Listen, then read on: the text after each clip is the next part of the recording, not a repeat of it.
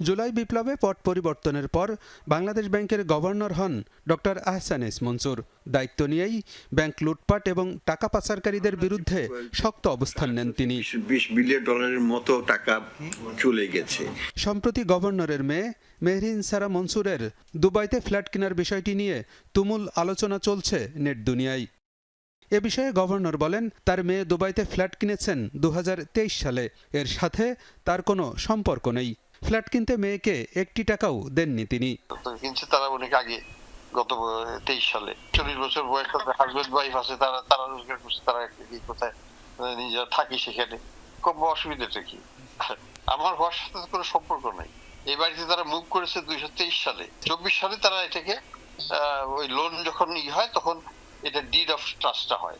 আমি এক পয়সাও পাঠাই নাই, আমার এক পয়সা আমার কাছে চাইও নাই। গভর্নর আক্ষেপ করে বলেন, মাসে 20 লাখ টাকার আয় ফেলে 1 লাখ টাকার চাকরি করতে এসে অপপ্রচারের শিকার হতে হচ্ছে। এজন্য টাকা পাচারকারীদের দায়ী করেন তিনি।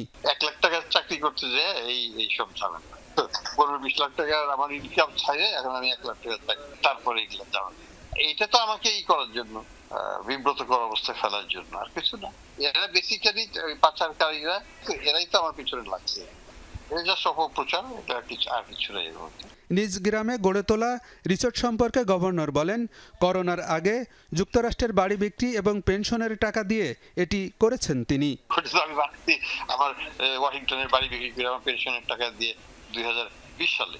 যদি বলা হয় যে এটা গভর্নর হয়ে বানাইছি, তাহলে তো কিছু করার না।